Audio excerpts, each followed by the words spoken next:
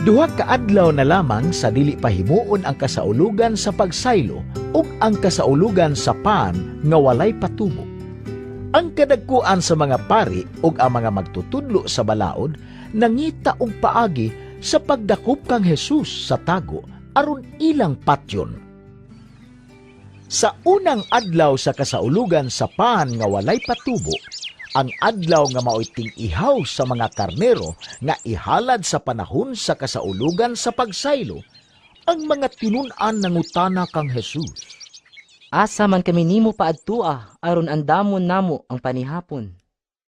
Og miadto ang mga tinun-an sa syudad og ilang nakit-an ang tanan sumala sa giingon ni Hesus.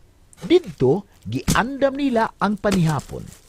Sa pagkakilom-kilom na, miabot si Hesus uban sa napulog duha ka tinun-an. Samtang nangaon sila, miingon si Hesus. Sultihan ko kamo. Usa kaninyo nga nakigsalo kanako, magbudhi kanako. Tungod ni ini, nangasubo ang mga tinun-an ug nangutana kaniya ang tagsa-tagsa kanila. Ako ba ang gipasabot nimo? Mitubag si Hesus. Ang nagtunlob sa pan uban kanako ni ining panaksan. Ang anak sa tao mamatay gayud, sumala sa giingon sa kasulatan. Apan alaot ang tao nga magbudhi kaniya. Maayo pa nga wala siya mataw. Samtang nangaon sila, mikuha si Jesus og pan, nagpasalamat ug gipikas-pikas niya kini ug gihatag ngadto sa iyang mga tinun-an. Miingon siya, Kan-an ninyo kini. Kini mao ang akong lawas. unya gikuha niya ang kupa ug gipasalamatan ang Dios. Gitunol niya kini kanila ug silang tanan nanginom niini.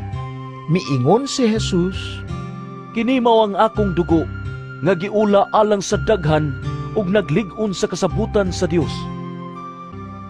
unya nag-awit sila og usa ka awit sa pagdaig sa Dios ug nangadto sa bungtod sa mga olibo. Si Jesus miingon kanila, Panglingkod kamo dinhi, samtang magampo ako. miingon siya, Amahan ko, mahimo mo ang tanan. Kuhaa kining kupa gikan kanako. Apan dili ang akong pagbuot mo'y matuman, kundili ang imo. Human niini, mibalik na usab siya ngadto sa iyang mga tinun-an ug naabta na usab niya sila nga nangatulog tungod kay katulgon man sila kaayo. Bango na kamo, kay mangadto na kita.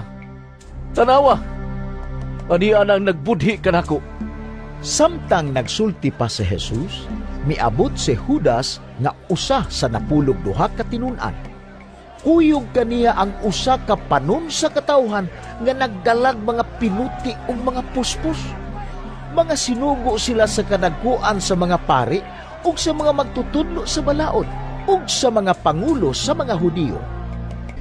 Sa pag-abot gayud ni Judas, miduol siya kang Hesus ug miingon, Magtutudlo. ug mihalok siya kaniya. Busa ilang gidakop si Jesus ug gigunitan pag-ayo.